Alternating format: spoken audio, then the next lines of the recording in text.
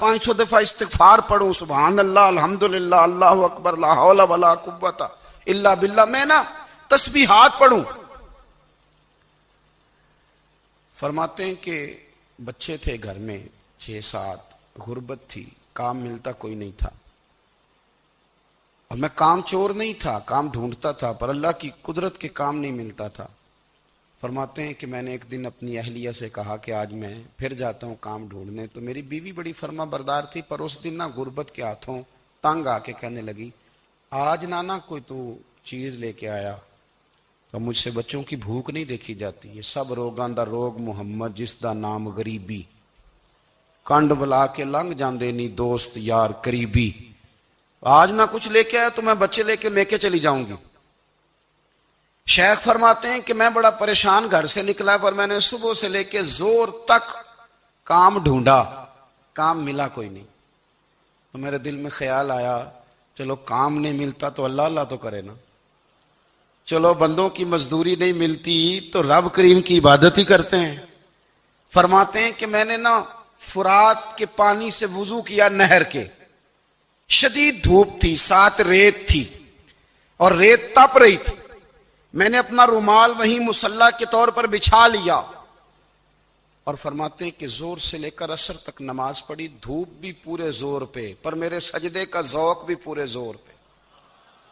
فرماتے ہیں سورج بھی چمک رہا ہے اور رب کی عبادت کا ذوق بھی پورے زور پہ، میں سجدہ کروں تو پھر میرا اٹھانے کو جی نہ چاہے۔ میرے استاد لکھا کرتے تھے، یہ ان کا شعر ہے، وہ کہا کرتے تھے مجھے سوز دے، مجھے ساز دے، اور مجھے نیم شب کا نیاز دے، دم سجدہ خود کو میں توڑ دوں، مجھے ایسا ذوق نماز دے، اور میں تیری بہار کا پھول ہوں، میں کھلا بھی ہوں تو تیرے لیے، مجھے میری شاخ سے توڑ لے، مجھے اپنی زلف کا ناز دے۔ بھائی فرماتے ہیں کہ عصر تک میں نے نفل پڑھے، دن ڈھلنے لگا، عصر کی نماز پڑھی اور میں وہاں سے چلا۔ اب میں جب نکلنے لگا تو دل میں خیال آیا کہ چھوٹی چھوٹی دیواریں ہیں گھر کی، بغیر کچھ لیے جاؤں گا تو بیوی دور سے دیکھے گی تو شور کرے گی کہ پھر خالی ہاتھ آ گیا ہے۔ کہتے میں نے اپنے اسی رومال میں جس پہ میں نے نماز پڑھی تھی نا، رومال میں کی آخی دے پنجابی جسافہ، کہتے ہیں اسی میں نا میں نے کچھ ریت بھر لی کہ وہ دور سے دیکھے گی تو سمجھے گی کچھ لے کے آیا ہے، چلو جا کے اسے بتا دوں گا کہ آج پھر مزدوری نہیں ملی۔ کہتے ہیں وہ ریت لے کر جب میں گھر میں گیا تو پہلے بیوی دروازے پہ کھڑی ہوتی تھی، پوچھتی تھی خالی ہاتھ آ گئے ہو؟ آج میں نے دیکھا تو ہے ہی کوئی نہیں۔ فرماتے ہیں میں اندر داخل ہوا، سلام لیے، کونے میں نے وہ رومال رکھ دیا اور میں نے آواز دی کہ بھلی مانس کہاں ہو؟ تو وہ کہنے لگی آپ منہ ہاتھ دھو لیں، میں روٹی لے کے آئی۔ میں نے کہا روٹی کہاں سے آ گئی؟ یہاں تو کئی دنوں کے فاقے، تو کئی دنوں کی غربت ہے، یہاں تو اس گھر میں تو فقیری ہے۔ فرماتے ہیں کہ وہ روٹی لے کے آئی اور اس وقت کی جو موجودہ نعمتیں تھیں، سمجھ لیں سلاد، اچار، ہر چیز ساتھ لائی۔ میں نے کہا کہ بچے کہاں گئے؟ کہنے لگی وہ کھانا کھا کے کھیلنے گئے، آپ کھانا کھا لیں آ جاتے۔ کھانا اس نے چن دیا۔ میں نے حیرت انگیز لہجے میں ساری نعمتیں اپنے دسترخوان پہ دیکھ کر کے بیوی سے پوچھا یہ کہاں سے آیا کھانا؟ بچوں کو تو نے کہاں سے کھانا کھلایا؟ یہ سارا کچھ کیسا ہے؟ کہنے لگی پتہ نہیں آج آپ کس کریم کی مزدوری کرنے چلے گئے تھے، پتہ نہیں کس کریم کی، میرے گھر میں تو اتنی نعمتیں آئی ہیں کہ مجھ سے سنبھالی نہیں جا رہی، اتنا اناج ہے، اتنا گندم ہے، کس کریم کے دروازے آج چلے گئے تھے؟ یہ کہتے کہتے وہ اٹھی اور اٹھ کر کے کہنے لگی پہلے ہی بڑا کچھ آیا تھا، اب کیا لے آئے ہو؟ اور جا کر کے نا اس نے وہ ریت والا رومال کھولا، کہنے لگے میں تو لے کے آیا تھا ریت، تو میرے رب نے اسے بھی سونے اور ہیرے بنا دیا تھا۔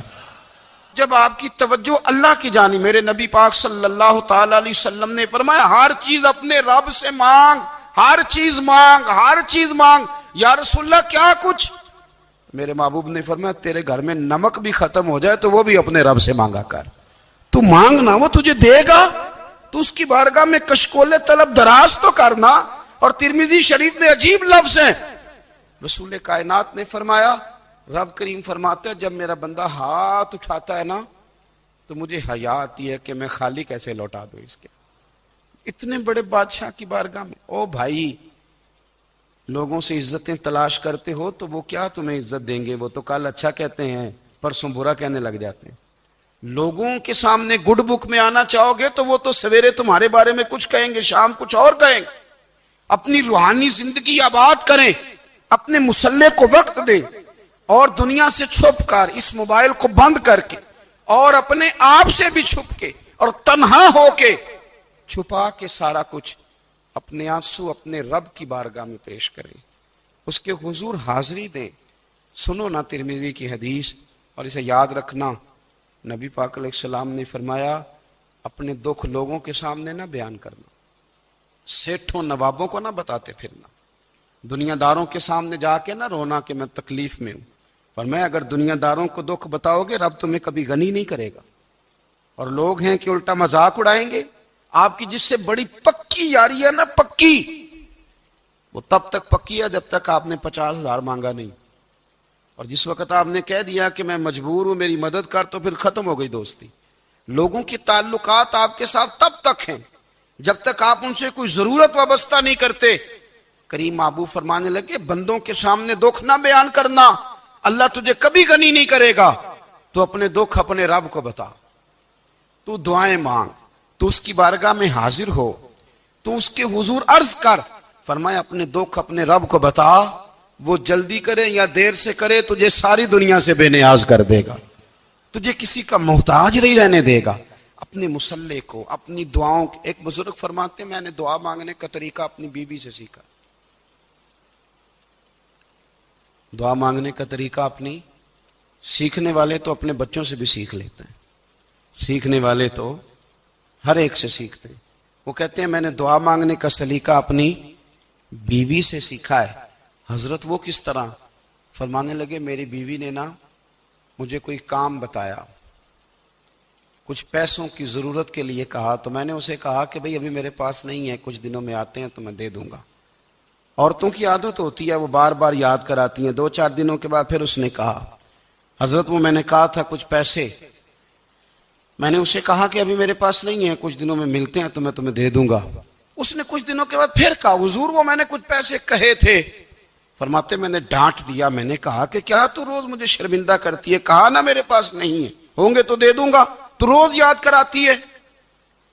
فرماتے ہیں اس نے پہلے تو میری ڈانٹ کو سہا، پھر میرے سخت جملوں نے اس کی آنکھوں میں آنسو پیدا کر دیے، پھر اس نے اپنے آنچل میں اپنے اس دکھ کو سمیٹا، اور پھر اس نے ایک جملہ کہا تو میں رو پڑا، اور مجھے اپنے رب سے مانگنے کا طریقہ آ گیا۔ مجھے کہنے لگی حضرت جی آپ نے ڈانٹ دیا میں نے سہ لیا، پر آپ ہی میرے شوہر ہیں، بتائیں نا آپ سے نہ کہوں تو میں کس سے جا کے کہوں۔ فرماتے ہیں میں رو پڑا، اور میں کھل کے رویا، اور میں تڑپ کے رویا، اور پھر میری سسکیاں بند گئیں۔ تو مجھے کہنے لگی آپ کو کیا ہوا؟ میں نے کہا مجھے بھی دعا مانگنی آ گئی ہے۔ جب میں اسے کہوں گا نا اللہ تو ہی میرا رب ہے، میں تجھ سے نہ کہوں تو میں کس سے جا کے کہوں؟ میں کیوں کسی بندے سے سوال کروں؟ میں کیوں کسی دنیا دار سے کہوں؟ میں تیرے بندوں کا، نیک بندوں کا وسیلہ لے کے، تیرے محبوب کی غلامی لے کے تیری بارگاہ میں آیا، تجھ سے نہ مانگوں تو کس سے مانگوں؟ سمجھ آ گئی ہے جب میں اس رنگ میں مانگوں گا تو پھر رب میرے اوپر بڑا ہی فضل فرمائے گا، وہ میرے اوپر بڑی رحمت کرے گا، وہ میرے لیے آسانیاں کرے۔ عزیز دوستو ہم اس طرح کرنے لگ گئے ہیں کہ ہم نے نا اپنے تعلقات پر اعتماد کرنا شروع کر دیا ہے۔ میرے تعلقات بہت ہیں، ہم نے اپنی دولت پر اعتماد کرنا شروع کر دیا، میرے پاس دولت بہت ہے، ہم نے اپنے علم پر، اپنی شہرت پر اعتماد کرنا شروع کر دیا ہے کہ میرے پاس فلاں چیز بہت ہے۔ یاد رکھنا جب بے نیاز اپنی صفت بے نیازی دکھاتا ہے تو بڑی بڑی دولتوں والے مجبور نظر آتے ہیں۔ بھائیو جب انسان کا رشتہ اپنے مالک کے ساتھ ہوتا ہے پھر تو غم بھی کچھ نہیں کہتے، پریشانیاں بھی کچھ نہیں کہتی، پھر تو زندگی صبر والی، پھر تو زندگی توکل والی، پھر تو زندگی بھروسے والی، پھر انسان اپنے آپ کو رسوا نہیں کرتا، دنیا داروں سے امیدیں اس کی ختم ہو جاتی، امیدیں اللہ رسول سے لگا لیتا ہے، مضبوط ہو جاتا ہے، مضبوط، طاقتور ہو جاتا ہے، خوددار ہو جاتا ہے، باوقار باعزت ہو جاتا ہے۔ حضرت بہلول دانا رحمت اللہ علیہ بیٹھے تھے تو ہارون رشید حج کر کے آ رہا تھا، تو رستے میں حضرت شیخ سے ملاقات ہو گئی تو السلام علیکم کے بعد کہنے لگا حضور کوئی حکم ہو تو بتائیے گا. تو حضرت بہلول دانا فرمانے لگے تیرا رب کون ہے؟ اس نے کہا اللہ. تو فرمایا میرا کون ہے؟ کہا اللہ. فرمانے لگے تو بڑا ہی بیوقوف ہے، کیا تو یہ سمجھتا ہے کہ رب ہارون رشید کو تو دے گا اور بہلول دانا کو بھول جائے گا؟ تیرا بھی وہی رب ہے، میرا بھی وہی رب ہے. اس نے اگر تجھے دے کے آزمایا ہے تو ہو سکتا ہے مجھے نہ دے کے آزما رہا ہو. جب اس کی حکمت کے تقاضے ہوں گے تو عطا کرے گا اور دے گا. تو جا اپنا کام کر.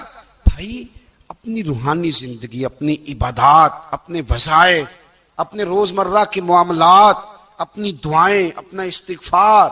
دیکھو کوئی مشکل کام تو نہیں، 2 رکوع ہیں سورہ واقعہ کے اگر رات کو پڑھ لی جائے تو. میں کس طرح یہ بات بیان کروں کہ تعویذ بانٹنا آسان ہے اور وظیفہ بتانا مشکل ہے. سارا دن تعویذ بانٹیں تو لوگ لینے کو تیار ہیں، اور اگر آپ وظیفہ بتائیں تو کہتے ہیں تو مشکل کام ہے. او خدا کے بندے، اگر آپ کا تعلق قرآن پاک کے ساتھ مضبوط ہو، قرآن پاک کے ساتھ اگر آپ کا رشتہ ہو، لوگ سفارشیں ڈھونڈتے ہیں نا دنیا میں، کوئی تعلق مل جائے تو میرا کام ہو جائے. دنیا میں اتنا مشکل معاملہ ہے، آخرت میں مجھے بتائیے گا کتنا مشکل معاملہ ہوگا. میرے نبی پاک صلی اللہ تعالی علیہ وسلم نے فرمایا جو لوگ سورہ ملک پڑھا کرتے تھے نا، سورہ ملک، یہ سورت ملک قیامت میں ان کی سفارش کرے گی، اور اس طرح کرے گی کہ کہے گی اے اللہ یہاں اس بندے کو جنت میں داخل کر دے یا مجھے قرآن پاک سے علیحدہ کر دے. تو رب فرمائے گا جا اس کا دامن تھام کے اسے جنت تک پہنچایا. آپ بات کو سمجھیں، جب آپ کے تعلقات اپنے معاملات کے ساتھ مضبوط ہوں گے، یہ نبی کریم نے وعدہ کیا ہے کہ تو سورت واقعہ پڑھ تیرے گھر میں فاقہ نہیں آئے. حضرت عبداللہ ابن مسعود رضی اللہ تعالیٰ عنہ بیمار تھے تو حضرت عثمان غنی رضی اللہ تعالیٰ عنہ تیمارداری کے لیے تشریف لے گئے اور جا کر کے کہا کہ آپ بڑے بیمار ہیں، آپ کی بیٹیاں زیادہ ہیں، میں چاہتا ہوں کہ خزانے میں سے کچھ مدد کروں. تو سیدنا عبداللہ ابن مسعود رضی اللہ تعالیٰ عنہ اٹھ کے بیٹھ گئے اور کہنے لگے امیر المومنین، اللہ آپ کو میری طرف سے، میری بیٹیوں کی طرف سے بہتر صلہ دے. میری بیٹیوں کو کسی خزانے کی ضرورت نہیں، میں نے انہیں خزانہ دے دیا ہے. کہا جناب آپ نے کون سا خزانہ دیا ہے؟ میں آپ کے مالی معاملات کو جانتا ہوں. تو فرمانے لگے امیر المومنین، میرے نبی کریم نے فرمایا ہے جو سورت واقعہ پڑھے اسے کبھی فاقہ نہیں آتا. میں نے بیٹیوں کو یاد کرا دی ہے، یہ خزانہ میں نے انہیں دے دیا ہے. وہ سارے والدین سنیں جو بیٹیوں کے لیے پریشان رہتے ہیں. حضرت عبداللہ ابن مسعود نصیحت کر رہے ہیں، فرمانے لگے میں نے سورت واقعہ یاد بھی کرا دی ہے، پڑھنے کی عادت بھی ڈال دی ہے. حضور نے فرمایا ہے جو سورت واقعہ پڑھے اسے فاقہ نہیں آتا. کہنے لگے چاند تو اپنی جگہ چھوڑ سکتا ہے، سورج گر سکتا ہے، تارے ٹوٹ سکتے ہیں، پر مدینے والے رسول کی بات غلط نہیں ہو سکتی. حضور نے فرمایا فاقہ نہیں آئے گا تو انشاءاللہ کبھی بھی نہیں آئے گا. کرنے کا کام یہ ہے کہ ہم اپنے معاملات، اپنی عبادات، اپنی دعائیں، کبھی 10 منٹ عادت ہو جائے نا دعا مانگنے کی علیحدہ سے رات کو. حضور نے فرمایا جو فرض نماز کے بعد دعا مانگے اللہ اس کی قبول کر لیتا ہے. نبی پاک صلی اللہ تعالی علیہ وسلم نے فرمایا اللہ مسافر کی دعا قبول فرما. حضور نے فرمایا اللہ مظلوم کی دعا قبول فرماتا ہے. حضور نے فرمایا بیمار سے دعا کراؤ اللہ اس کی دعا قبول فرماتا ہے. میرے نبی پاک نے فرمایا ماں باپ جب بھی اولاد کے لیے ہاتھ اٹھائیں، ویسے تے بلے شاہ تو آسمانی اڈدیاں ہی پھڑ دیں، جڑا گھر بیٹھا انہوں بڑھیا ہی نہیں. حضور فرمانے لگے ماں باپ جب بھی اولاد کے لیے دعا فرمائیں اللہ ان کی دعا کو قبول کرتا ہے. آپ اپنا تعلق بنائیں دعا کے ساتھ، عبادت کے ساتھ، مصلی کے ساتھ رشتہ بنائیں، استغفار پڑھیں. صلاح الدین ایوبی صلیبی جنگوں میں تھے، رات کو مسجد اقصی میں نماز پڑھی تو پریشان تھے. ایک بزرگ سے ملاقات ہوئی تو وہ کہنے لگے کہ آپ بڑے پریشان ہیں. کہنے لگے حضور پریشان اس لیے ہوں کہ پہلے ہی مسلمان کمزور ہے، اب میں نے سنا ہے دشمن کا ایک بحری بیڑا وہ جنگی سامان سے بھرا ہوا آ رہا ہے، تو اب ان کے پاس اور تلواریں اور نیزے آ جائیں گے، مسلمانوں کے پاس پہلے ہی وسائل کی کمی ہے، پریشان ہو کس طرح کر کے مقابلہ کریں گے. یہ بات کہتے ہی صلاح الدین ایوبی نے بزرگوں سے کہا حضور آپ بھی دعا کرنا، دعا کی بڑی طاقت ہے. میرے نبی پاک نے فرمایا دعا مومن کا ہتھیار ہے، دعا مومن کا، دعا مومن کا۔ حضور نے فرمایا تقدیر کو سوائے دعا کے کوئی چیز نہیں بدل سکتی۔ دعا مومن کا ہتھیار ہے، یہ کافر کے پاس کوئی نہیں، یہ ہتھیار ہے مومن کا۔ اللہ کرے آپ کو سمجھ آئے، پھر سنیں، کئی بار کہہ چکا ہوں یہ ہتھیار ہے۔ کافر کے مقابلے میں جو تیرے پاس سب سے بڑا ہتھیار ہے وہ دعا ہے۔ دعائیں کرانی چھوڑ دی، کرنی چھوڑ دی، لینی چھوڑ دی۔ حضرت سیدنا انس بن مالک رضی اللہ تعالیٰ عنہ فرمایا کرتے تھے، میں نے وہ رنگ دیکھا ہے جب حضور دعا مانگتے تھے اور حضور کی مقدس آنکھوں میں آنسو بھی ساتھ ہی بہا کرتے تھے، میں نے وہ انداز دیکھا۔ تو صلاح الدین ایوبی بزرگ سے کہنے لگے آپ بھی دعا کیجیے، اور خود رونے لگے اور سر سجدے میں رکھ کے رونے لگے، اور عشاء سے لے کر فجر تک روئے، خوب روئے۔ صبح وہ بزرگ آئے تو صلاح الدین ایوبی کا خوبصورت اور ہنستا ہوا چہرہ دیکھا، کہنے لگے آپ بڑے خوش ہیں، رات تو میں نے بڑے روتے ہوئے دیکھا تھا۔ تو کہنے لگے حضور وہ جو بحری بیڑا آ رہا تھا نا وہ پانی میں ڈوب گیا ہے، اب وہ نہیں آ رہا، ابھی خبر آئی ہے تو میں بڑا خوش ہوں۔ بزرگ کہنے لگے اٹھ سینے سے لگ اور سن ایک بات، وہ بحری بیڑا پانی میں نہیں ڈوبا، وہ تیرے آنسوؤں میں ڈوب گیا ہے۔ وہ جو تو رات رویا ہے نا رب کریم کی بارگاہ میں، تو وہ ڈوب گیا ہے۔ بھائی اپنا مصلی کا، عبادت کا، وظائف کا، اللہ اللہ کا سلسلہ اس کو مضبوط کرے، اپنی دعاؤں کے تعلق کو مضبوط کرے۔ دعائیں بڑے انقلاب برپا کر دیتی ہیں۔ ہم تھوڑے تھوڑے نا جب سے خشک ہوئے ہیں نا، خشک، اور میری تو جماعت ہی صوفیاء کی جماعت تھی، ہم تو داتا علی اجمیری کی جماعت سے، ہم تو خواجہ اجمیری کی جماعت سے، ہم تو شیخ احمد فاروق سرہندی کی جماعت سے، ہم تو صوفیاء کی جماعت۔ ہماری جماعت نے بھی وہ تعلق جو ہمارے بزرگوں نے بنایا تھا۔ بزرگ اللہ کے قریب کیسے جاتا ہے؟ تو ہمارے یہاں نا بہت سارے لوگ کہتے ہیں جی نظر ہو گئی تو کام ہو گیا۔ بھائی جو بخاری مسلم میں طریقہ ہے نا اللہ کا قرب پانے کا، وہ تو نفل ہے۔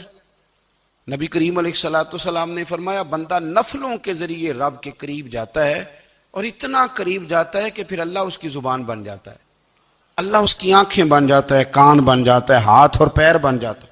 تو یہ تو عبادت ہے، یہ تو اللہ کی بارگاہ کی حاضری ہے جو آپ کو اللہ کے قریب کرے گی۔ تو اپنے نماز کو اہمیت دے کے ادا کریں، نمازیں موبائل بند کر کے ادا کریں۔ لیکن نا کچھ لوگ کہتے ہیں مجھے ٹائم نہیں ملتا نماز کا، تو میں کہتا ہوں یہ آپ نے بڑی جرت کی بات کی ہے۔ مجھے کو میرا پیر بھائی کہہ دینا میرے پاس ٹائم نہیں آپ کو ملنے کا، تو میں کہتا ہوں آج کے بعد آنا ہی نہ۔ تو کیا سمجھتا ہے تو بہت بڑا آدمی ہے، تیرے پاس ٹائم نہیں ہے اور ہمیں ملنے کا ٹائم، موج کر۔ آپ نے اللہ رسول کو کہہ دیا ٹائم نہیں۔ اور عجیب فلسفہ ہے نا، کہا جائے نماز پڑھنے آؤ تو کہتے ہیں کپڑے ٹھیک نہیں، اور کہا جائے کہ آؤ ذرا دعوت پہ چلیں تو کہتے ہیں 1 منٹ ٹھہر میں کپڑے بدل کے آیا۔ نماز کے لیے کہا تو کہتا ٹھیک نہیں، دعوت کے لیے کہا تو کہتا میں ذرا تیاری کر لوں، یوں جانا مناسب نہیں۔ یہ معاملہ ٹھیک نہیں۔ رب تو فرماتا ہے کہ جب تو مسجد میں آ تو زینت اختیار کر کے آ، خوب ذوق سے دعا مانگے، خوب شوق سے نماز پڑھیں، خوب استغفار کا مزاج بنائیں۔ آپ لوگوں کے بیچ رہ کے سوکھ حاصل کرنا چاہتے ہیں، لیکن آپ کو پتہ ہے کئی مہینے غار حرا میں رہنا بھی مدینے والے محبوب کا طریقہ ہے۔ ہر سال اعتکاف بیٹھنا الگ سے، یہ بھی حضور کا طریقہ ہے۔ مسجد نبوی کے اندر دروازہ کھلتا تھا نبی کریم کا، پر گھر کے اندر نفل پڑھے نبی پاک، اور حضور فرماتے ہیں کچھ نفل نماز گھر میں بھی پڑھا کرو، گھر کو قبرستان نہ بناؤ۔ ہمارا گھر اللہ کے ذکر سے آباد ہوگا اگر ہم نماز پڑھیں گے نا۔ میں جب سنت پڑھنے کے لیے گھر میں کھڑا ہوتا ہوں تو میرا جو 2.5-3 سال کا بیٹا ہے نا، وہ بھی میرے ساتھ نماز پڑھنی شروع کر دے۔ اسے پتہ کوئی نہیں نماز کیا ہوتی ہے، لیکن وہ بھی نا سجدہ نہ بھی کرنا ہے تو ساتھ لیٹ ضرور جاتا ہے۔ پتہ چلا بچے لیکچر دینے سے نماز نہیں پڑھتے، نماز شروع کر دیں تو بچے بھی شروع کر دیتے ہیں۔ ہم جب پریشان ہوتے ہیں تو لیکچر دیتے ہیں، تو لیکچر تو باہر شاید چل جائے، گھر میں کیسے چلے گا؟ گھر میں تو عمل چلے گا۔ تو میرے عزیز، آج کے اس روحانی اجتماع میں ہمارے دوستوں نے جو محنت کی، ہم نے بار بار اپنی نیت سے پوچھا خدا ہمیں معاف کرے اگر کوئی ذاتی شہرت ہے، کوئی ہمارے ذاتی مفادات ہیں، رب ہمیں ہدایت دے۔ ہماری یہ خواہش تھی کہ روحانی اجتماع ہمیں تھوڑا سا اللہ اور اس کے رسول کے جانب مائل کرے، کچھ ہمارا رشتہ مصلی کے ساتھ مضبوط کرے۔